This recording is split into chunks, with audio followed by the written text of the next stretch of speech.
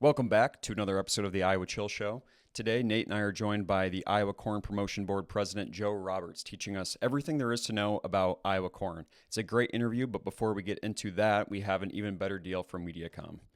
If you live in Cedar Falls or Waterloo, this MediaCom deal is just for you.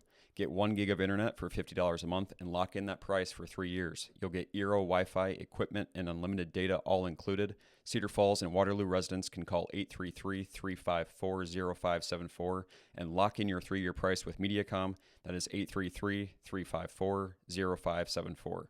Offer is only available in Cedar Falls and Waterloo for now. Taxes and fees are extra. Call for full details. Now join us for an awesome interview with Joe Roberts. All right, welcome back to the show. It is February 2nd here in the beloved state of Iowa. And today we are graced with the presence of the Corn King himself. Please welcome from Iowa Corn, Mr. Joe Roberts. Welcome, Joe. Thanks for joining Thanks for having me. Thanks for having me on today. Yeah, Joe, so before we get into all the facts and the glorious things of what corn can do for the people of the world, go ahead and give us a little background on yourself. Tell us about where you're from, where you grew up, what school you went to, and what was life like for you growing up in Iowa? Yeah, so I grew up in Belmont, Iowa. I actually still live here right now. Currently farm, third generation on our family's farm. Went to Iowa State, got a degree in ag biz and agronomy. Upon that, just decided to return back to the farm and kind of help transition here as we work through two generations that are currently working. So my dad and I are on the farm together, kind of running that. And then ended up joining the Iowa Corn Promotion Board and serve as the president right now. So we started here in August. So full half a year so far has went by very quick, and I'm excited for the rest of it. Hey, you're still here too, so you must be doing a good job so far. I was going to say, I don't think they want to get rid of me, so hopefully I can stick around. That's a very Iowa Corn background right there for you. Belmont to Iowa State, third generational farming. So I would assume that people listening to today's podcast have a very fond niche of corn, but for the fellow curious listeners today joining on, they're probably thinking, what the hell, Iowa Corn has a company? Can you do a little bit describing what that exactly is and the difference between the Iowa Corn Growers Association and the Iowa Corn Promotion Board? Yeah, so like I mentioned, I serve on the Iowa Corn Promotion Board as the president. So when you think about that, the Iowa Corn Promotion Board is made up of 9 grower leaders and then 3 executive leaders, so 12 total farmers altogether from around the state. The checkoff program is what helps fund the Iowa Corn Promotion Board, which deals with market development, research, and education. So a penny of every bushel that gets sold within Iowa goes back into a fund. We do that, try to help promote corn products, corn in all forms, you name it, on the Iowa Corn Promotion Board side of things.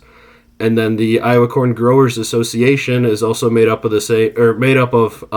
also 9 individuals and 3 within leadership, different farmers from across the state as well. And then that focuses a lot more on our policy side of things. So what goes on to help farmers here in the background where we might not work at the State House, work out in D.C., different things like that. It's over 7,000 members across the state that are involved in that organization. So we work hand in hand together. We have board meetings jointly, cover a wide variety of topics, but really work together to accomplish great things for Iowa corn here and farmers in Iowa. I know you probably don't have an average day because you're working on your own farm, you're working with Iowa Corn Growers, but when you're with Iowa Corn, what does a typical day look like for you from start to finish? Oh, man, I think it depends whether we're talking committee meetings or whether we're talking maybe a board meeting or maybe just even some outside involvement in partner organizations that we have. No day is honestly the same either there, but just some different things like that. We'll go through board meetings. Just different conversations that we have about problems that are facing Iowa agriculture. We do some big picture thinking about where agriculture might be going in the future. A lot of different topics come up during that. One of the hot ones right now is the Farm Bill, being able to have discussions around that and kind of where that's going in the state of agriculture, not only in Iowa, but also nationwide. Yeah, we don't get too political on this show too often, but how has the current administration impacted what you're doing day to day?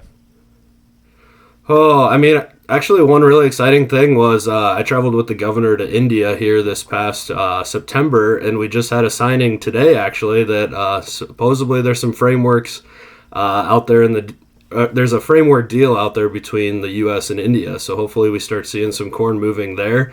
There's some fingers crossed that, yeah, the administration's working. A lot of different things are going on behind the scenes.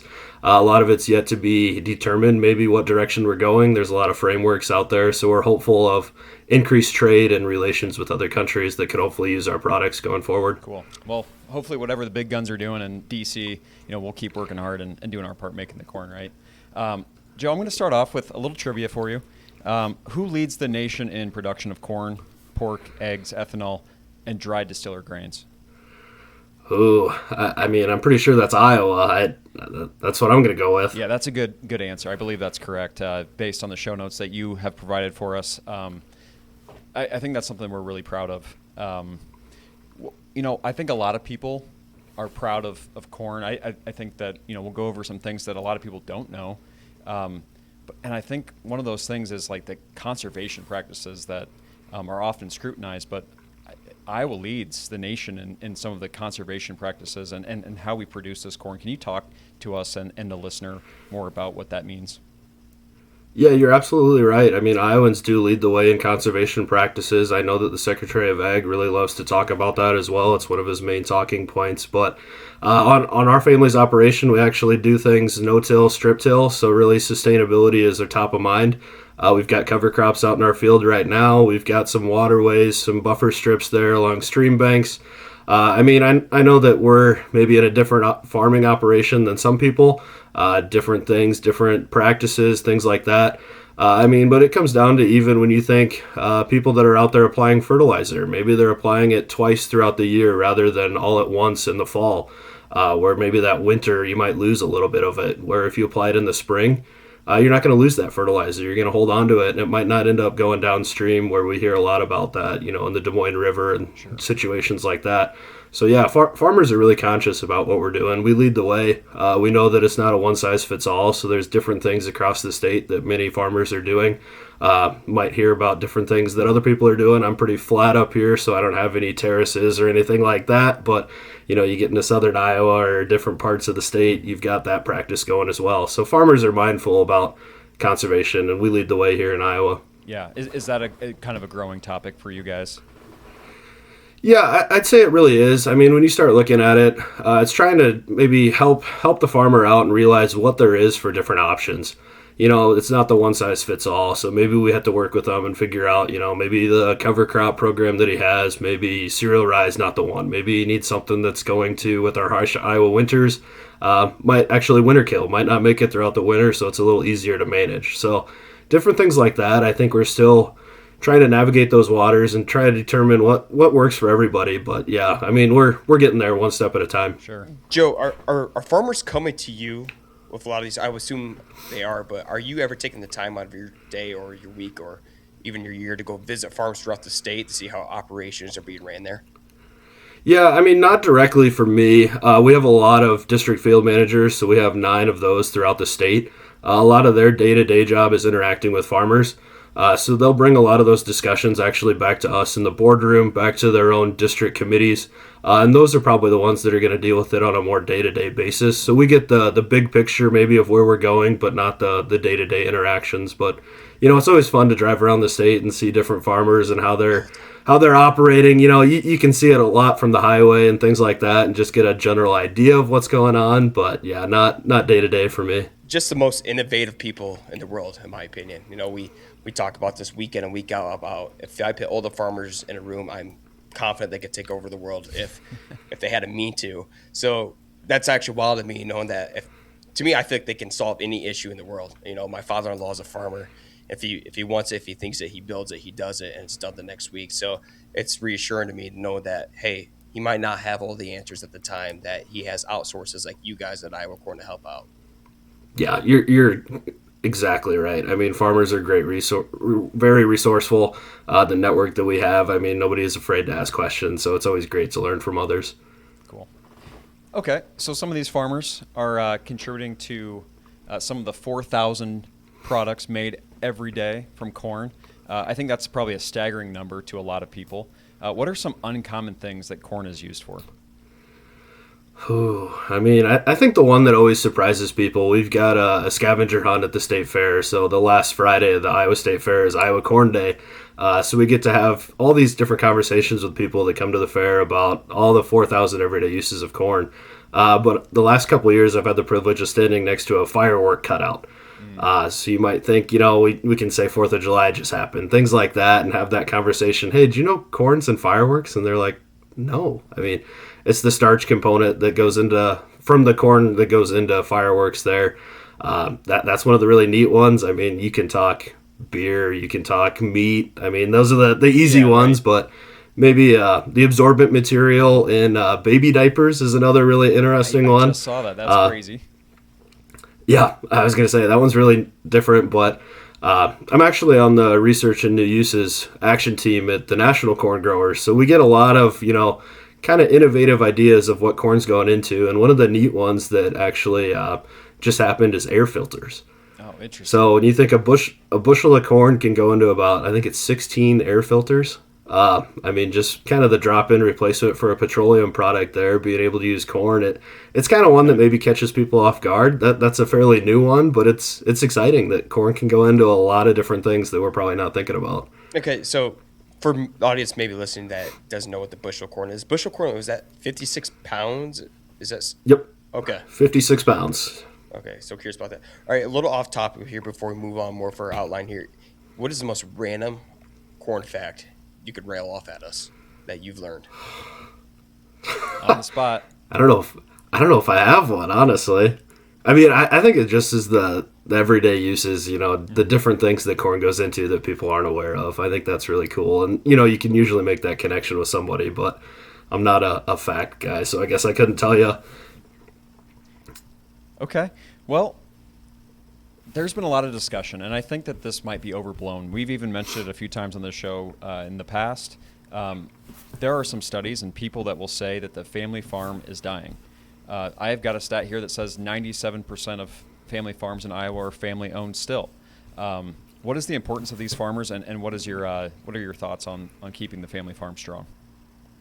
Yeah, I mean, I'm one of those. I mean, I came right back to the family farm. My grandpa actually is the one that started it. He moved over from Illinois, came to Iowa, started our family farming operation, and I'm luckily the third generation that gets to continue that on. And I mean, that's no different than a lot of people that you talk to across the state. I mean, we take great pride in being a family-ran operation. I mean, when you think a lot about it, the corporations and things like that you hear might just be that's the way that a lot of our family farms are maybe set up. That deals with some of the taxes and things like that as far as the way that operations are set up, no different than like a small business or things like that you can think of. But yeah, I mean, family farms really the backbone of rural America when you think about it. I mean, I live in a small town. We're talking about 2,000 people here.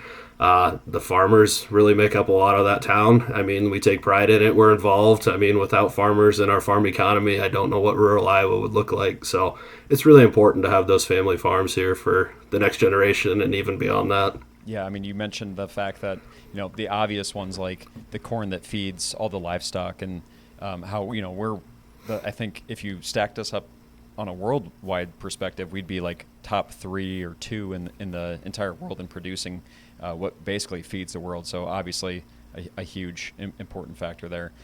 Do you ever get crap from your family that you're a white collar farmer now?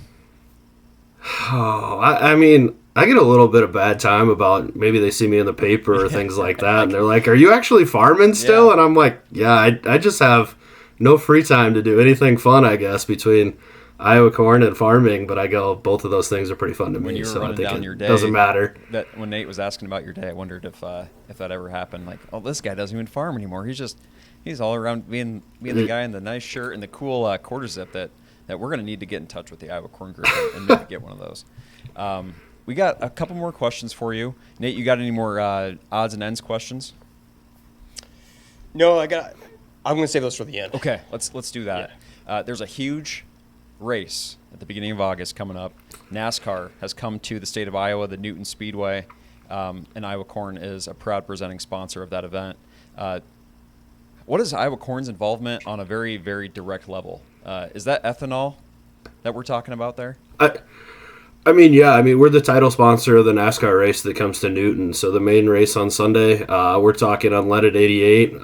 Pump it up with unleaded 88. It's going to be the main promotion that you're going to hear when you're maybe driving to the race or driving around Iowa. You know, you're going to hear it on the radio that upcoming week. But yeah, just ethanol is the main focus. And I mean, it's really kind of neat when you see the backdrop of Iowa cornfields in the background and being able to make that connection with anybody there, anybody in the media that sees that week that, you know, what's running there on the track are ethanol powered engines, and it's coming from the corn that's right there in the background, and that's the same stuff that you can put in your fuel or fuel up yourself when you're at the pump.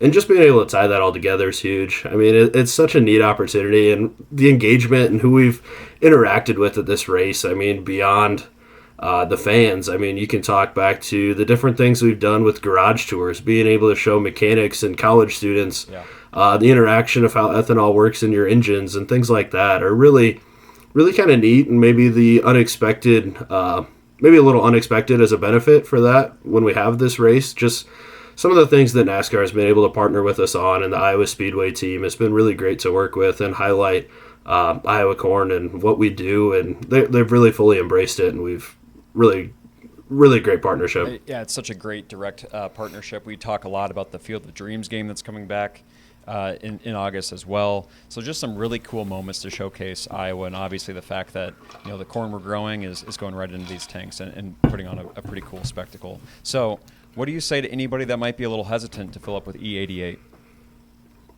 I mean, when you look at it, 97% of the vehicles on the road, anything 2001 and newer, you can fuel up with unleaded 88.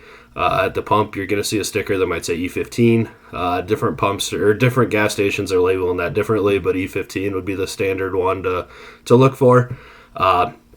Support rural Iowa here, your Iowa farmers. I mean, it's a great fuel option. It's usually cheaper. You're going to save some money. It's a cleaner alternative.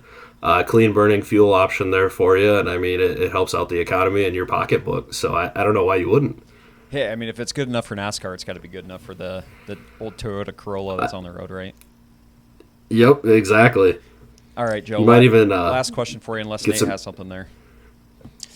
No, I was going to ask this one next, and then we'll move on with Iowa farm questions. Well, I was just going to ask about the difference between actual corn versus sweet corn. Ooh. That, I mean, everyone loves sweet corn, especially if you're from Iowa. Do you know actually 1% of the corn grown in Iowa actually goes towards sweet corn? So when you think about sweet corn, that's going to be the immature version that is picked maybe a little sooner. It's designed to eat on the cob, off the cob, different things like that.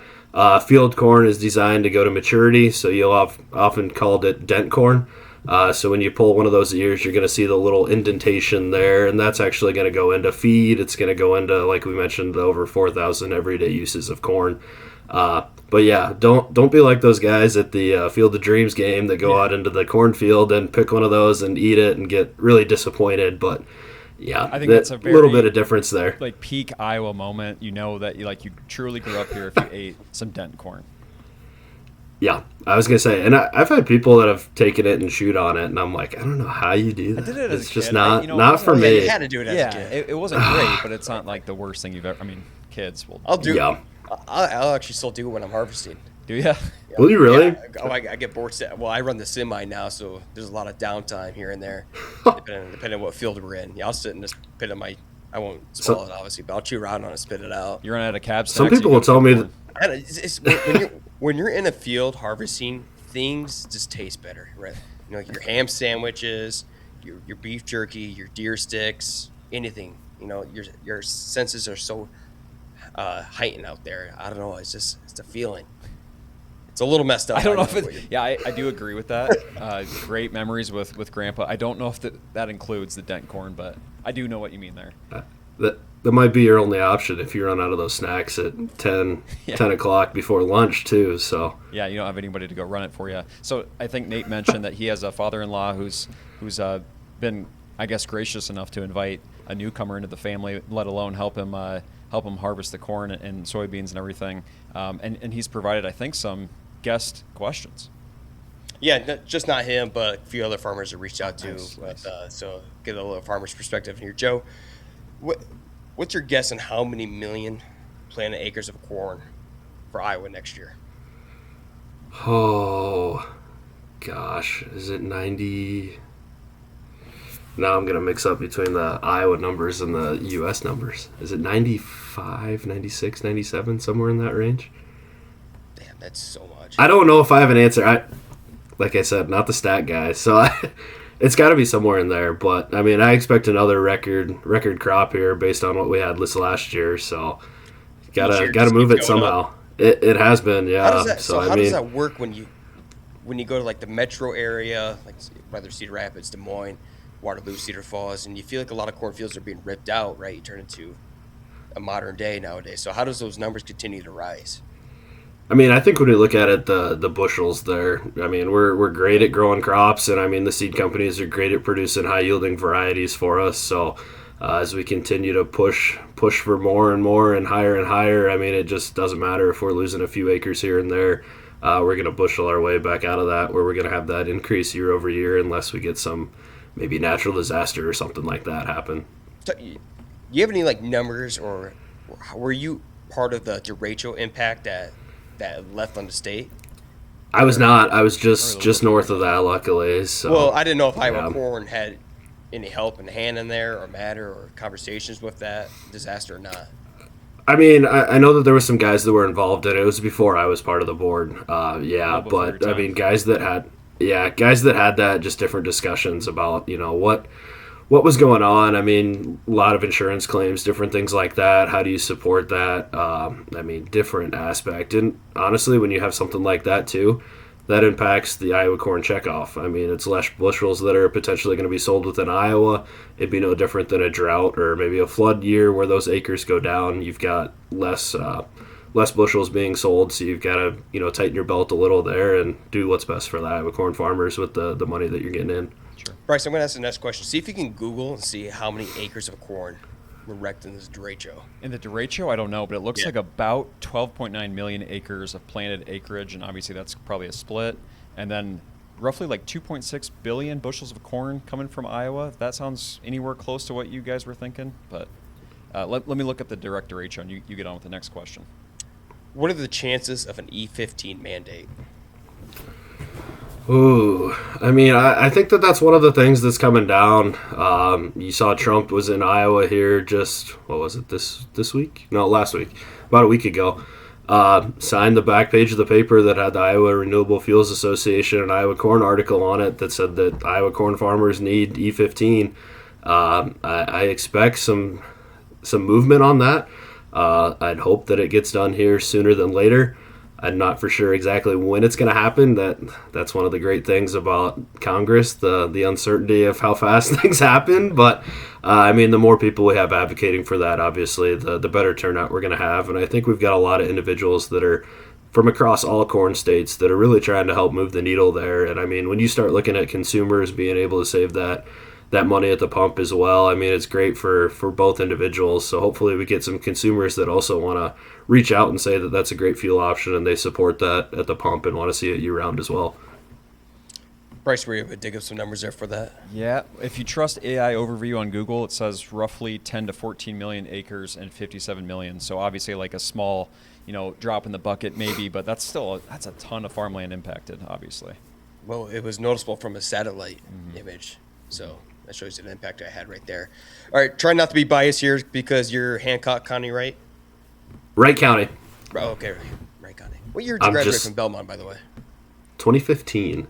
Okay, so I was 14 for Bishop Garrigan, and Elijah Kinseff was those boys that ended my basketball career. So yeah, I was the guy leading the cheering section during that time. Nice. So I didn't play, but always so hostile. Yeah. So it makes sense. All right, so what was all right? If you had to pick a county in Iowa with the best soil to grow corn, maybe give 1, 2, or 3 of them. Ooh, I mean, I think Wright County is up there in the top of the list, I would think. I mean, Grundy County would probably be up there as well, and then I think third would probably have to be, I mean, we start looking at land values and things like that, probably Sioux County over in northwest Iowa in that range. So my wife is from over there too, so they have some pretty good soil in that region. So any of those northwest Iowa counties would be probably right up there as number one. Bryce, I was listening to the Moonlight Graham podcast a couple years ago, and I can't remember what guys. It might have been Iowa corn people. I'm not sure. At least someone in the same field, and they all said Grundy County for the best soil in the state. So it's a common thing right there. So clearly we know. All right, what county in Iowa produces the most corn? Do you know?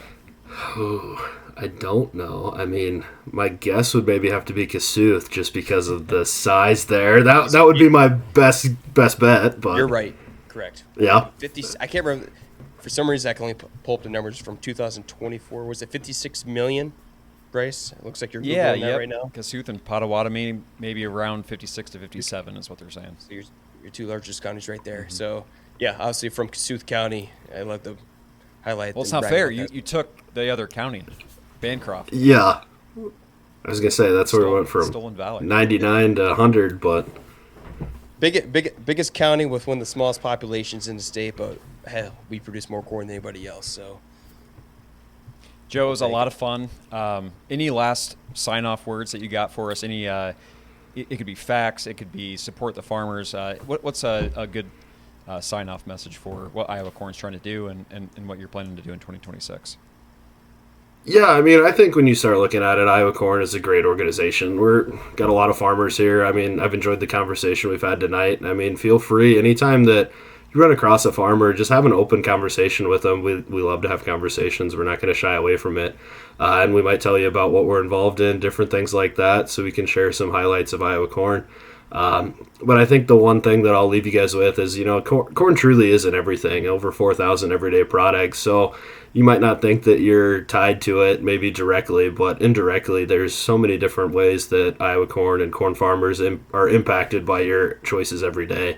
And I mean, if you want to know more or maybe even see a list of those 4,000 everyday products, you can go to iowacorn.org and they'll really maybe get you some more information that you might not get out of me tonight. So, well, I think we got a ton out of you, and if we didn't get enough, I hope we can make it to the Iowa Corn 350, maybe the state fair. We have to get Nate back to the Iowa State Fair sometime. That's like a goal of mine. He had a terrible experience. It was like 102 degrees. So we got to get him back there. And then you guys just have – No, it was a tough day. I would admit I've been to a lot of fair days. It was not a good one.